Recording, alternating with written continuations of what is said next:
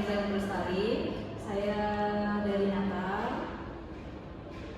Jadi di sini saya akan menjelaskan asas-asas di konseling ini ya. Jadi di sini ada asas kerahasiaan, kesukarelaan, dan keterbukaan. Jadi yang pertama itu kan ada kerahasiaan. Di sesi konseling kita ini saya tidak akan membocorkan apa kelucuku tentang konseling ini dan ada keterbukaan. Jadi Meriza harus secara terbuka gitu ya, apa yang ingin disampaikan gitu, secara terbuka. Dan ada asas kesukarelaan. Jadi Meriza ini harus sukarela gitu, tanpa ada keterpaksaan dari pihak manapun gitu. Baik Kak. Oke, jadi tadi Meriza kesini sama siapa kalau boleh tahu? Kebetulan tadi Meriza kesini bawa motor sendiri sih Kak, sendirian. Oh, jadi sendiri. Terus Meriza tahu dari siapa konseling ini? Guru Meriza sih Kak yang menawarkan ke Meriza. Kemarin tuh ada iklan gitu Kak, pamflet kayak gitu. Jadi Meriza tahu dari situ. Oke, kalau gitu saya mau langsung nanya nih ya.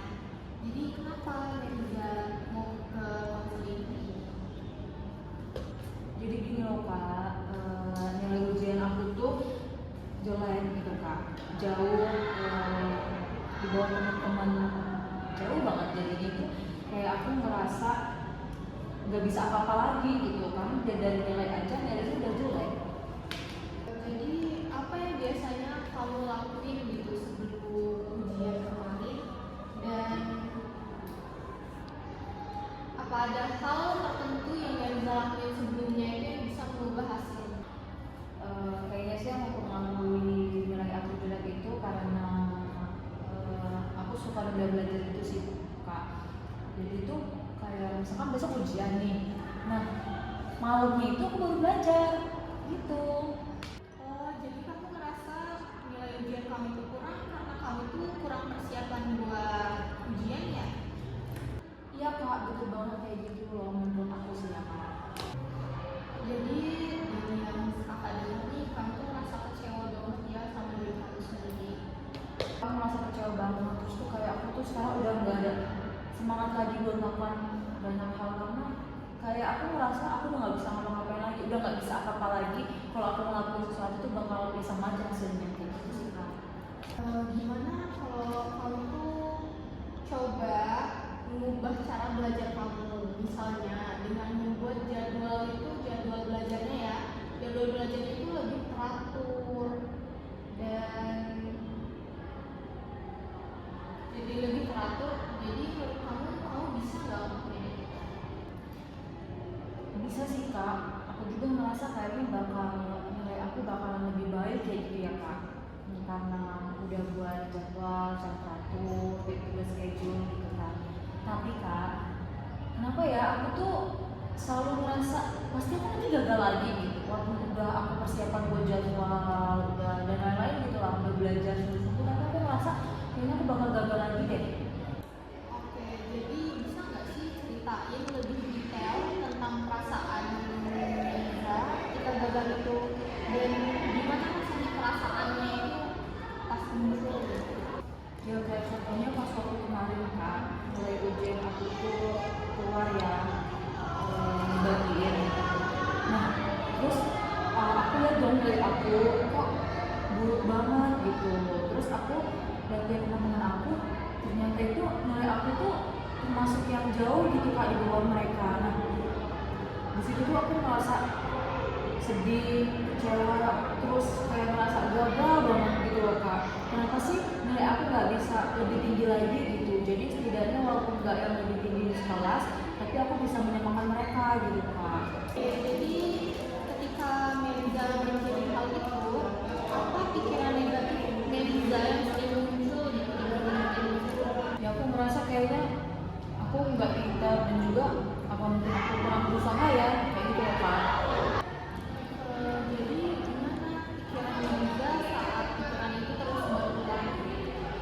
Ya pasti ya Kak, aku tuh merasa down banget. Terus juga itu semangat aku buat belajar itu jadi nggak ada lagi gitu. Bukan bilang malah nggak ada lagi buat semangat belajar, karena aku ngerasa mau aku belajar lagi, mau aku belajar mau enggak, itu kayaknya bakalan tetap sama deh nilainya, kayak gitu aku bakalan pasti aku gagal lagi gitu. Kalau boleh tahu ya Neza, kakak mau nanya, jadi sebelumnya itu Neza tuh ada nggak sih usaha belajar buat menghadapi ujian? Ada sih kak, tapi ya itu kebiasaan aku itu kalau misalkan ujiannya besok, aku belajarnya malam. Terus lagi kadang belum lagi terganggu dengan handphone dan yang lain kayak gitu kak. Jadi kayak kurang maksimal aja gitu kayaknya belajarnya. Tapi aku ngerasa kalau belajar lama-lama itu nggak bisa sih. Jadi kalau seandainya Neza itu punya belajar yang cocok buat Neza ya, gimana menurut Neza? Apa semangat Neza itu bakal kembali untuk belajar?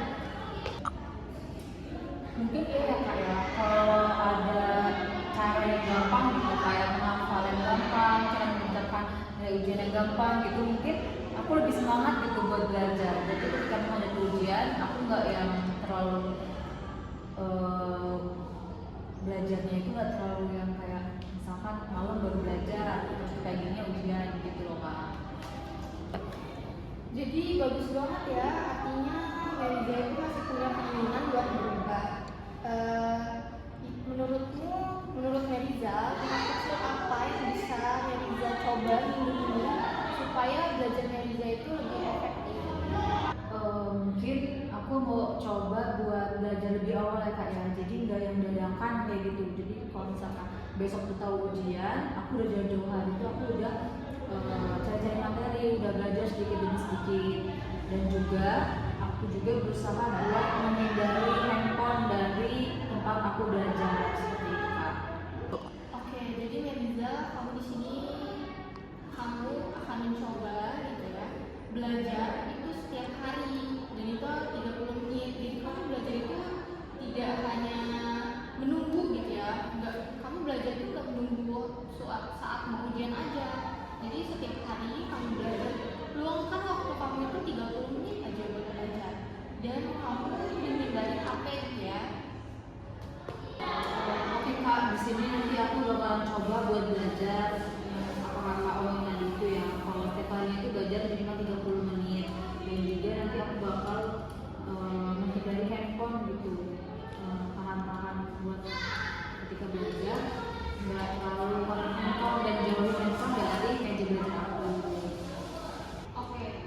Oke, jadi konseling hari ini udah selesai ya Neza.